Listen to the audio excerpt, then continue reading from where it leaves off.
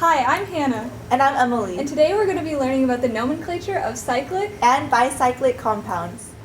Okay, we're going to begin with a simple example. There are no substituents, so it doesn't matter where you begin to number your carbon chain. Here we have 5 carbons. The name for 5 is pent. And since there are no substituents, it's going to be pentane. And to indicate that it's a cycloalkane, you'll add cyclopentane. For our next example, you're always going to want to start with the lowest number for your substituent. So we have an ethyl, as you can see, because it's 1, 2, eth for 2, and ol will signify that's a substituent. We want it to number, and it doesn't matter if we go this way or the other way, because we only have one substituent. So it will be ethyl, and then 1, 2, 3, 4, 5, 6, cyclohex, which says that it's a 6, and then ane. You don't need to say which carbon it's on because there's only one substituent. Here, you're not always going to have your parent chain be the cycloalkane. In this case, you have 1, 2, 3, 4, 5, and here you have 7. Your parent chain should always be the longest chain of carbons, so in this case, your cyclopentane will be a substituent. So we'll name it cyclopentyl to show that it's a substituent. Here we have heptane, because it's 7 carbons, so we'll have cyclopentylheptane.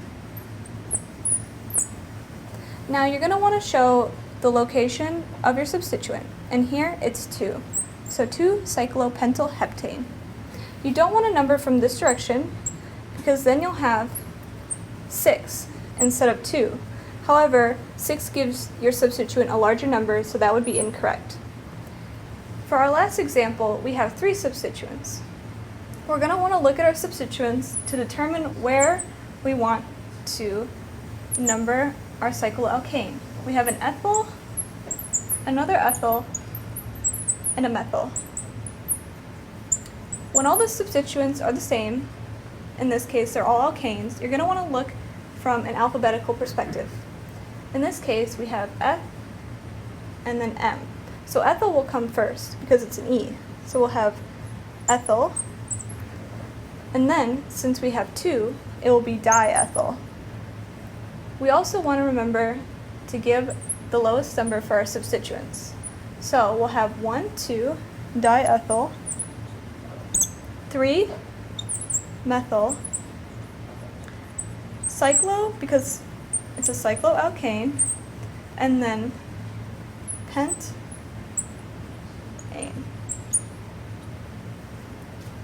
So it's always important to note that the di, the tri, or the tetra that show how many of a substituent you have do not count alphabetically for the name. It's always important also that you wouldn't go this way, because again, like in the other example, you're going to give yourself substituents with higher numbers than they should, because here you'd have 1, 4, and 5 instead of 1, 2, and 3. So you're going to want to go this direction. So based on the cyclic example, we've seen that the cyclic compounds only have 1 ring. So bicyclic have more than 1 rings. So it's like 2 rings connected to a single skeleton. So in this case, there's an example where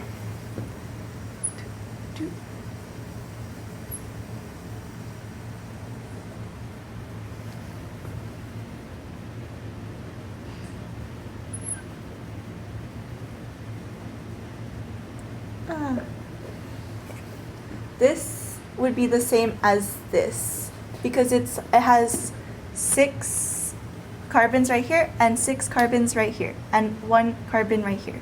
Naming bicyclic compounds is very similar to naming cyclo or cyclic compounds. Except you would just need to replace the word cyclo with bicyclo. But in the case of like bicyclic, there's different types of bicyclic compounds. So this is a cycloheptane because there's 7 total carbons. But there's different places that you can put the little points that would make it different. So to distinguish these two compounds, you would have to count from the highest to lowest pathways on either side. So right here, you can see this has a pathway of 2, this one has 2, and this one has 1. So this one would be bicyclo 2, 2, 1. And since this one has 3 on this side, 1, 2, 3, 1, and 1, this one would be bicyclo 3, 1, 1. And since they are both heptanes, this one would be bicyclo 2, 2, 1 heptane. And this one would also be bicyclo 3, 3, 1 heptane. So how to distinguish like where to count these the pathways are from these areas right here, which are called the bridgeheads.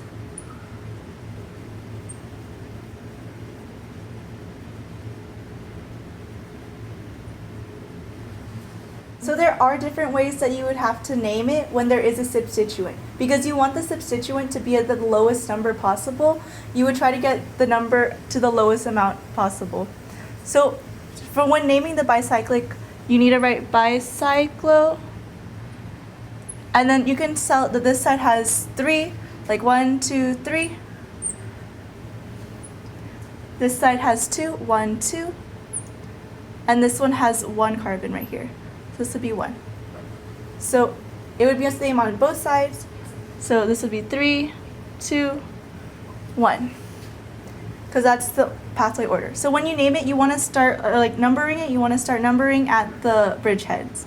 So you'd be 1, 2, 3, 4, 5, 6, 7, and this one would be 8. So that would be an octane.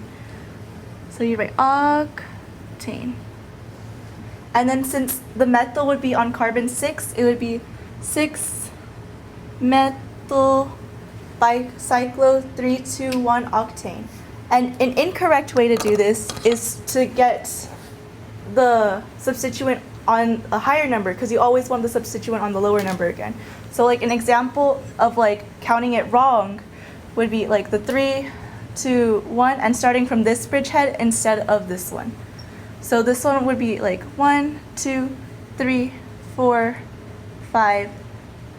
1, 2, 3, 4, 5, 6, 7, 8. So as you can see here, this one would be 7-methyl, which is a bigger number than 6. Thus, we don't want this one, and numbering it like this would be incorrect. Here's some examples, so if you want to pause now before we go over them, do so now.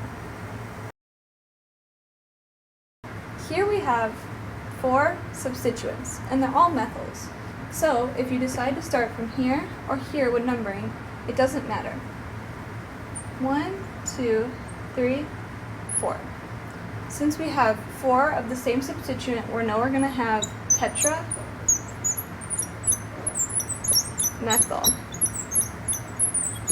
That's a squeaky marker. So we have tetramethyl, and we have 1, 1, 3, 3, tetramethyl, and then 1, 2, 3, 4, cyclo, and then the name for 4 is butane. Methylbutane. So 1, 1, 3, 3, tetramethyl cyclobutane. Now, for this example, we're also going to have to determine which substituent we start with and which direction we're going to go around the ring. So, if we go this way and we start here, we get 1, 2, 3, 4, 5, 6. That would give us 1, 2, and 4.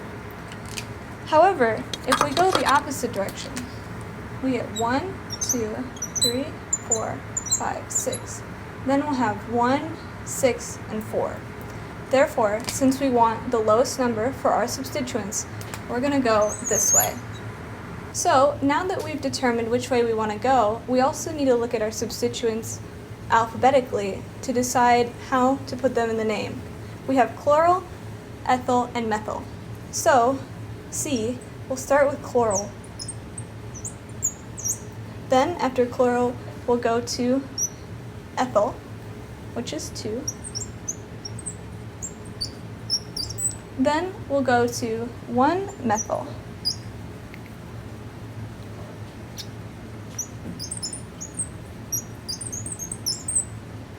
Now we have a 6-membered ring, and the name for 6 is hex.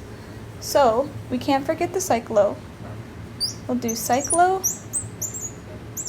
hex, and then since these are our substituents, it's going to be ane at the end. So our final name is 4-chloral, 2-ethyl, 1-methyl cyclohexane. So in terms of the bicyclic examples, here we can count how many carbons there are in the bicycle, which is 1, 2, 3, 4, 5, 6, 7, 8. So this one will be an octane. So we have to identify the bridgeheads right here and here. There's 2 carbons right here, 1 and right here. So this one has 2 carbons, this one has 2 carbons as well. And in the middle right here, there's no carbon, so that's 0.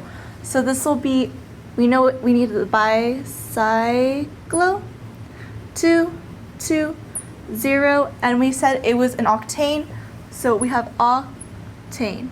So again, to name, you want the substituents to have the lowest amount, the lowest number.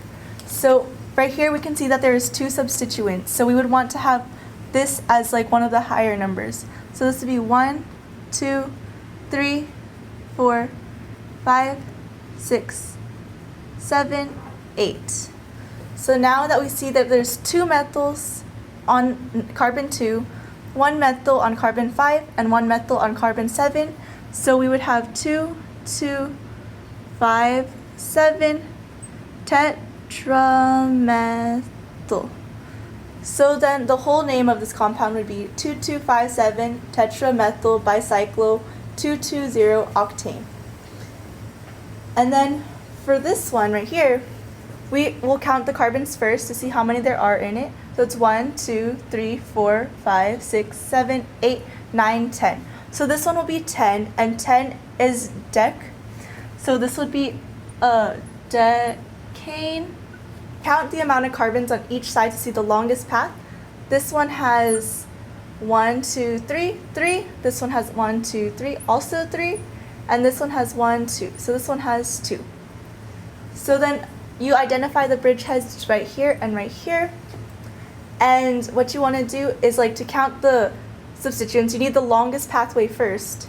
So you would start here because there's a methyl right here and you want this one to be a lower number. So it would be 1, 2, 3, 4, 5. And this one's the second longest pathway. 6, 7, 8.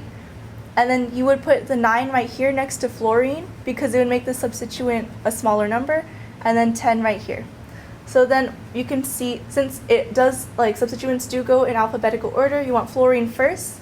So it would be 9 fluoro 2 methyl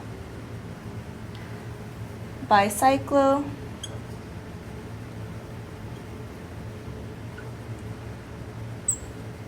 3, 3, 2 decane. So then the total, the full name of the last one would be 9 fluoro 2 methyl bicyclo 332 decane. So thank you guys for watching. I hope this really helps and good luck with the rest of your semester.